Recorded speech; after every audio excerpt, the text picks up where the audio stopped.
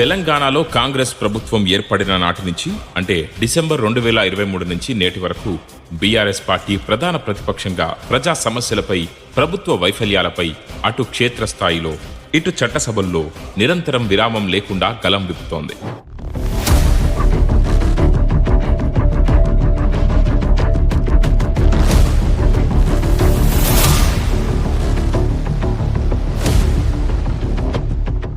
రైతే రాజు, రైతు రాజ్యం అనే మాట బీఆర్ఎస్ మొదటి నుంచి ఫాలో అవుతున్న సిద్ధాంతం. రైతు సంక్షేమమే ధ్యేయంగా బీఆర్ఎస్ హయాంలో ఎన్ని పథకాలు, ఎన్ని కార్యక్రమాలు చేపట్టిందో ప్రత్యేకంగా చెప్పాల్సిన అవసరం లేదు.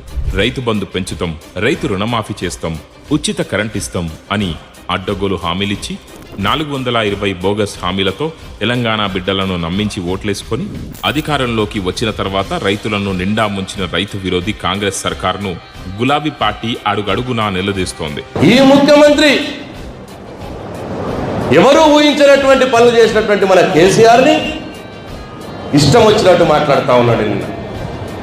నేనంటున్న ఇవాళ రేవంత్ రెడ్డి ఓ రండా రేవంత్ రెడ్డి, నువ్వు నిజంగానే మొనగాడివైతే, మొగోడు అయితే నువ్వు చెప్పినటువంటి హామీలు డిసెంబర్ 9 అన్నావు, 30 రోజులు అన్నావు, అమలు చేసి చూపెట్టు. లేకపోతే నువ్వే రండా, నిజమైన రండవు నువ్వే ఈ రాష్ట్రంలో. నాట్లప్పుడు పడాల్సిన రైతు బంధు ఎగ్గొట్టిండు. 3 ఏళ్లల్లా 6 సార్లు పడాల్సిన రైతు బంధు ఓట్లు అక్కరున్నప్పుడే 3 సార్లు వేసిండు. అది కూడా అరాకొరా మాత్రమే. రైతులందరికీ రుణమాఫీ చేసినమని పెద్ద పెద్ద అక్షరాలతో పేపర్లల్లా ప్రచారం చేసుకున్నారు. కానీ గ్రామాల్లో ఇప్పటికీ రుణమాఫీ కాని రైతులందరూ ఉన్నారు. రైతు బంధు వస్తలేదు, రుణమాఫీ కాలేదు, ఏది లేదు. చెప్పుడే ఈ నెల వేస్తున్నాడు, ఆ నెల వేస్తున్నాడు, దసరా వేస్తున్నాడు, ఇప్పుడు సంక్రాంతి అంటాడు, మన ఉగాదికి చేస్తా అంటాడు. 2 లక్షల రుణమాఫీ పూర్తి స్థాయిలో జరగలేదు అని గర్జించి ప్రశ్నించింది బీఆర్ఎస్.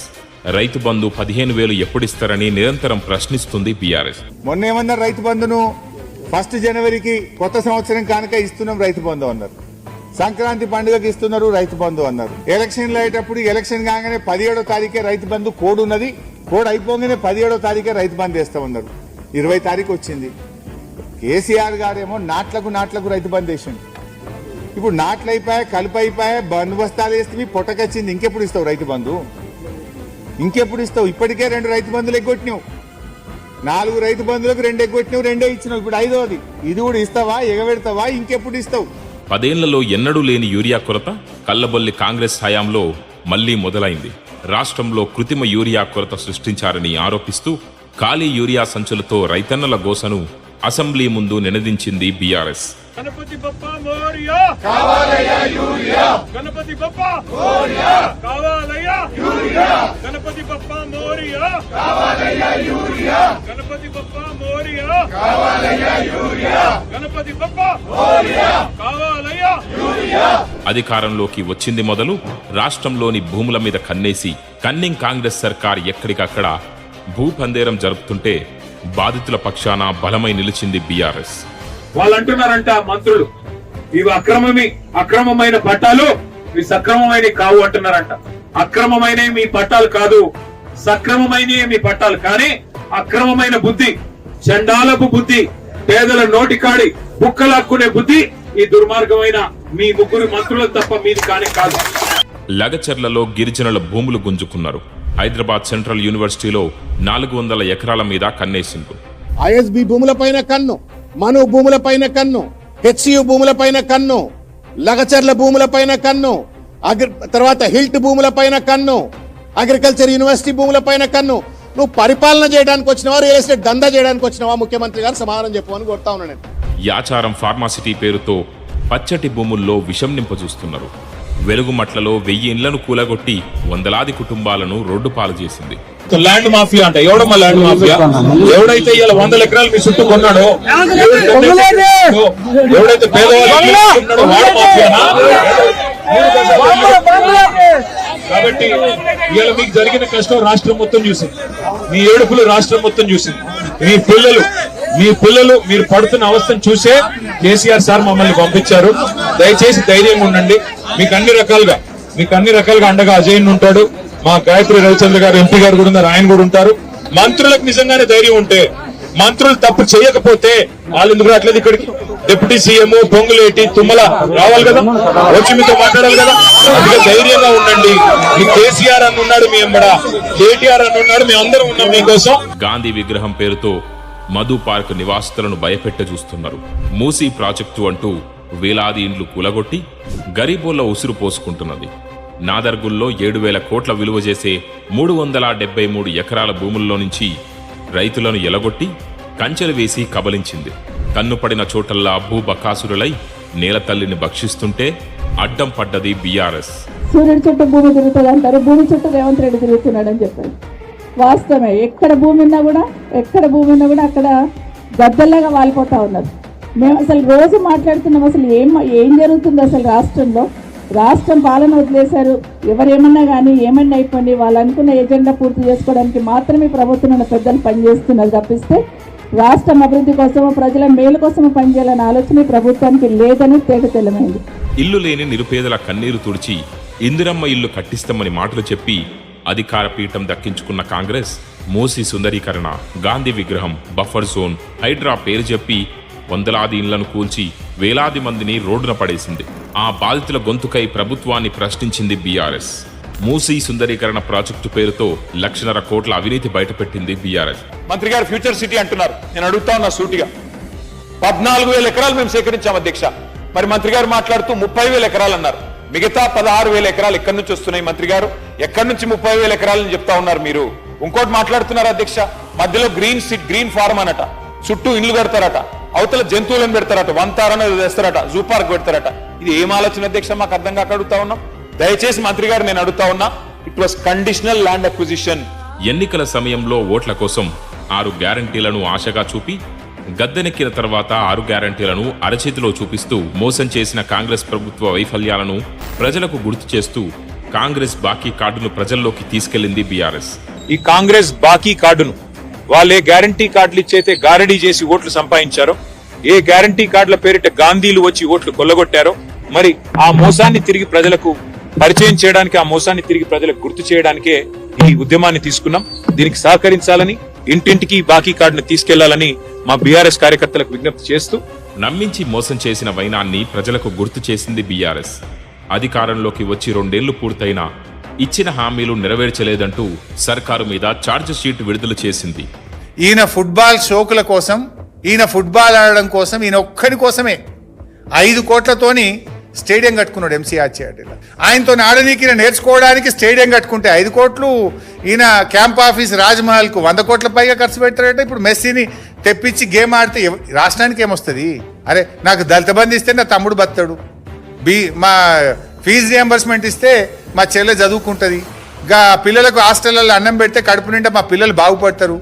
గా పని చేయవే రేవంత్ రెడ్డి అంటే, నేను 100 కోట్లతో క్యాంప్ ఆఫీస్ కట్టుకుంటా, 5 కోట్లతో ఫుట్బాల్ స్టేడియం కడతా, వాడిని ఉన్న మెస్సీని పట్టుకొచ్చి 100 కోట్ల రూపాయలు ఖర్చు పెట్టి నువ్వు ఫుట్బాల్ అంటే మాకొచ్చేది ఏంది? ప్రజలకేం సంబంధం నీ ఫుట్బాల్ షోకులు? ప్రజలకు ఇచ్చిన హామీలు అమలు చేయి. 6 గ్యారంటీలు ఎప్పుడు అమలు చేస్తావో చెప్పు, లేదంటే ప్రజలు నేను ఫుట్బాల్ ఆడతారు. ఇక 2 ఏళ్ళు అయితే అయిపోయింది. ఆ టైం కూడా ఎంతో దూరం లేదు. ప్రజలు నేను ఫుట్బాల్ ఆడే టైం ఎక్కువ దూరం లేదు. నిరుద్యోగులను రెచ్చగొట్టి వారికి అప్పటి బీఆర్ఎస్ ప్రభుత్వం మీద, బీఆర్ఎస్ పార్టీ మీద లేని కక్షను పెంచి వారితో ప్రచారం చేయించుకొని అధికారంలోకి వచ్చిన తర్వాత వారి నెత్తిన భస్మాసుర హస్తం పెట్టి మోసం చేస్తే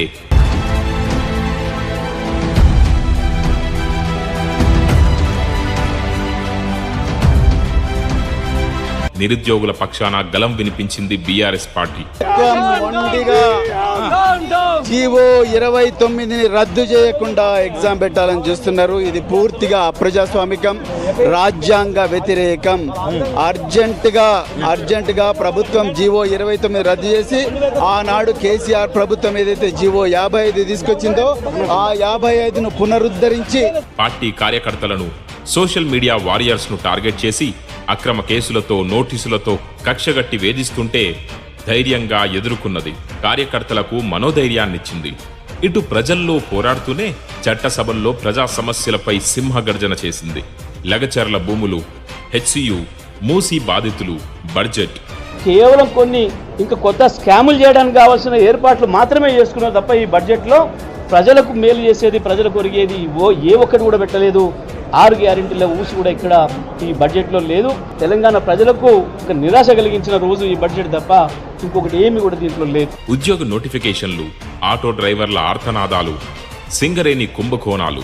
ఇవాళ సీఎం అంటే తెలంగాణలో చీఫ్ మినిస్టర్ కాదు, సీఎం అంటే కోల్ మాఫియాకి నాయకుడిగా ఇవాళ రాష్ట్ర ప్రజలు, ముఖ్యంగా సింగరేణి కార్మికులు భావించే పరిస్థితి వచ్చింది. మంత్రుల అవినీతి అక్రమాలను ఎప్పటికప్పుడు ఎత్తి చూపుతూ అధికార కాంగ్రెస్ పార్టీకి నిద్ర లేకుండా చేస్తోంది గులాబీ దళం. ఇది వాస్తవమైన శ్రీధర్బాబు గారు మీ కేబినెట్ అప్రూవ్ చేసింది కదా, గవర్నర్ ప్రసంగంలోంచే కోట్ చేస్తున్నాను నేను. వారు ఇచ్చిన ఫిగర్ అధ్యక్ష 2023-24, ఇది కూడా మీ రిపోర్ట్, నాది కాదు, మీ పేపర్ స్టేట్మెంట్ కూడా కావాలంటే చదివినిపిస్తాను. ఇది మీదే శ్రీధర్బాబు, ఐటీ మినిస్టర్. 2023-24లో ఈ రాష్ట్రంలో ఐటీ ఉద్యోగాల సంఖ్య 9,46,000. మరి నిన్న మీరు చెప్పిన లెక్క ప్రకారం 9,39,000. అంటే మీ ప్రభుత్వం వచ్చిన తర్వాత 7,000 ఉద్యోగాలు తగ్గాయని నిన్న మీరు గవర్నర్ గారి ప్రసంగంలో చెప్పారు. ఇది వాస్తవమా కాదా? ఒకటి. శ్రీధర్ బాబు గారు బయట స్టేట్మెంట్ ఇచ్చారు అధ్యక్ష, ఇక I'm quoting times of India Sridhar అన్న. మీరేం చెప్పారు? ఐటీ ఎక్స్పోర్ట్స్ 3,60,000 కోట్లు అని చెప్పారు. గవర్నర్ గారి ప్రసంగంలో 3,13,000 కోట్లు. ఏది వాస్తవం అధ్యక్ష? బీఆర్ఎస్ ప్రభుత్వ 10 ఏళ్ల కాలంలో రాష్ట్ర ప్రభుత్వం కట్టే అప్పు మేము చేసింది కేవలం 4,17,000 కోట్లు మాత్రమే. గడిచిన 2 ఏళ్లే కాదు, రానున్న 2 ఏళ్లు కూడా ప్రజాకంటక ప్రభుత్వానికి చెమటలు పట్టించేందుకు సిద్ధంగా ఉన్నది బీఆర్ఎస్ పార్టీ. మహాలక్ష్మి మాయమైంది, జాబ్ క్యాలెండర్ చినిగిపోయింది, నిరుద్యోగ భృతి గాలిలో కలిసిపోయింది. మీరు ఇచ్చింది గ్యారంటీలు కాదు, ప్రజల చెవుల్లో పెట్టిన పూలు. 2 లక్షల రుణమాఫీ అని ఊరూరా దండోరా వేశారు. ఇప్పుడేమో కండిషన్ల పేరుతో కత్తెర వేస్తున్నారు. మా రైతులకు బంధు ఇవ్వరా? అడిగితే జైల్లో వేస్తారా?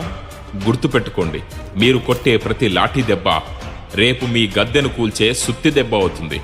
మూసీ సుందరీకరణ పేరుతో చేసే దోపిడీని అడ్డుకుంటాం.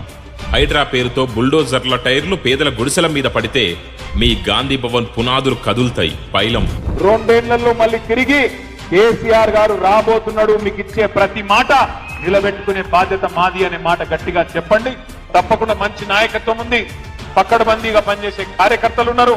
అద్భుతంగా కేసీఆర్ గారి ఆశీర్వాదం మీకుంది.